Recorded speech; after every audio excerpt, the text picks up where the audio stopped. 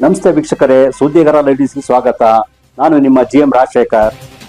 ರಾಜ್ಯ ಸರ್ಕಾರದ ಮಹತ್ವಾಕಾಂಕ್ಷೆಯ ಗೃಹ ಜ್ಯೋತಿ ಯೋಜನೆಯ ಪರಿಷ್ಕರಣೆ ಕುರಿತಾಗಿ ಎದ್ದಿರುವ ಗೊಂದಲಗಳಿಗೆ ಇಂಧನ ಸಚಿವ ಕೆಜೆ ಜಾರ್ಜ್ ಅವರು ಚಿಕ್ಕಮಗಳೂರಿನಲ್ಲಿ ಸ್ಪಷ್ಟನೆ ನೀಡಿದ್ದಾರೆ.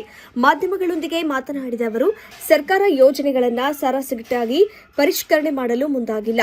ಬದಲಿಗೆ ಕೇವಲ ಅರ್ಹ ಫಲಾನುಭವಿಗಳಿಗೆ ಮಾತ್ರ ಈ ಸೌಲಭ್ಯ ತಲುಪಿಸುವ ನಿಟ್ಟಿನಲ್ಲಿ ಅಗತ್ಯ ಕ್ರಮಗಳನ್ನು ತೆಗೆದುಕೊಳ್ಳುತ್ತಿದೆ. ಇದಕ್ಕಾಗಿ ಶೀಘ್ರದಲ್ಲೇ ಮನೆ ಮನೆಗೆ ಅರ್ಜಿ ಫಾರ್ಮ್ಗಳನ್ನು ವಿತರಿಸಲಾಗುವುದು.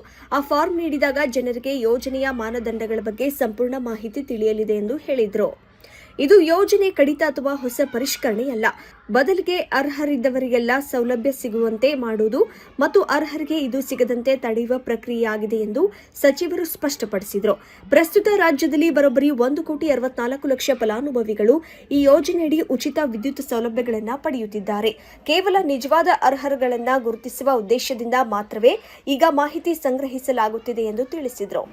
ಇದೇ ವೇಳೆ ಅರ್ಜಿ ಫಾರ್ಮ್ನಲ್ಲಿ ಜಾತಿ ವಿವರಗಳನ್ನು ಕೇಳುವ ಕುರಿತು ಎದ್ದಿರುವ ಚರ್ಚೆಗೆ ನೇರವಾಗಿ ಉತ್ತರಿಸಿದ ಸಚಿವ ಕೆಜೆ ಜಾರ್ಜ್, ಅರ್ಜಿಗಳಲ್ಲಿ ಜಾತಿ ಕೇಳುವುದರಲ್ಲಿ ಯಾವುದೇ ತಪ್ಪಿಲ್ಲ ಎಂದು ಪ್ರತಿಪಾದಿಸಿದರು. ಇದು ಕೇವಲ ಮಾಹಿತಿ ಸಂಗ್ರಹದ ಉದ್ದೇಶಕ್ಕಷ್ಟೇ ಸೀಮಿತವಾಗಿದ್ದು ಬೇರೇನೂ ಇಲ್ಲ. ಅರ್ಹತೆ ಇರುವ ಪ್ರತಿಯೊಬ್ಬರಿಗೂ ಯಾವುದೇ ತಾರತಮ್ಯವಿಲ್ಲದೆ ಯೋಜನೆಯ ಲಾಭ ಸಿಗಲಿದೆ ಎಂದು ಅವರು ವಿಶ್ವಾಸ ವ್ಯಕ್ತಪಡಿಸಿದರು.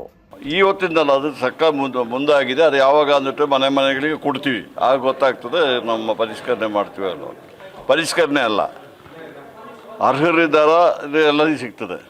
ಅನರ್ಹರು ಯಾರಿದ್ರೆ ಅವ್ರನ್ನ ಮಾತ್ರ ವೀಡ್ ಔಟ್ ಮಾಡ್ತೀವಿ. ನೋಡಿ, ಅದು ನೀವು ಫಾರ್ಮ್ ಕೊಡ್ತೀವಲ್ಲ, ಆಗ ನೀವು ನೋಡ್ಕೊಳ್ಳಿ. ಅದ್ರಲ್ಲಿ ಏನು ತಪ್ಪಿದೆ? ಜಾತಿಗೆ ಅಂದ್ಬಿಟ್ಟು ಎಲ್ಲರಿಗೂ ಸಿಗ್ತದೆ. ನೋಡಿ, ಜಾತಿಗೆ ಅಂದ್ಬಿಟ್ಟು ಇಲ್ಲೇ ಇಲ್ಲ. ಜಾತಿ ನಾವು ಇನ್ಫಾರ್ಮೇಷನ್ ತೊಗೊಳ್ತೀವಿ ಅಷ್ಟೇ, ಅದಕ್ಕೆ ಏನಂತೆ ನೋಡ್ರಿ. ನೀವು ನಿಜ ಕೇಳಿದ್ವಿ, ನೀವು ಮಾಧ್ಯಮದವರು ಅನರ್ಹರಿಗೆ ಕೊಡಬೇಕಾ ಬೇಡ ಅಂತ ಕೇಳ್ತೀರಾ. 1,64,00,000 ಫಲಾನುಭವಿಗಳಿದ್ದಾರೆ, ಕೊಡ್ತಾ ಇದ್ದೀವಿ ಅವರಿಗೆ. ಅದಕ್ಕೆ ಈಗ ನಾವು ಪರಿಷ್ಕರಣೆ ಏನು ಮಾಡ್ತಾ ಇಲ್ಲ. ಯಾರು ಅರ್ಹರಿದ್ದಾರೆ ಎಲ್ಲ ಕೊಡಲಿಕ್ಕೆ ಡೀಟೇಲ್ಸ್ ತಗೊಳ್ತಾ ಇದ್ದೀವಿ. ನೋಡಿ, ಪ್ರಣಾಳಿಕೆ ಏನು ಹೇಳಿದ್ದೀವಿ, 200 ಯೂನಿಟ್ ತನಕ ಕೊಡ್ತೀವಿ ಅಂತ ಹೇಳಿದ್ದೀವಿ. ಅದ್ರ ಬಗ್ಗೆ ಅವರೈತೆ ಅದು ಕೊಡ್ತಾ ಇದ್ದೀವಿ. 1,64,00,000 ಫಲಾನುಭವಿಗಳಿಗೆ ಕೊಡ್ತಾ ಇದ್ದೀವಿ, ಅದು ಕುಟುಂಬದವರಿಗೆ. ಇವತ್ತು ಯಾರಾದರೂ ಅನರ್ಹರಿದ್ದರೆ ಮಾತ್ರ ಅದನ್ನು ಗೊತ್ತಾಗಬೇಕಲ್ಲ.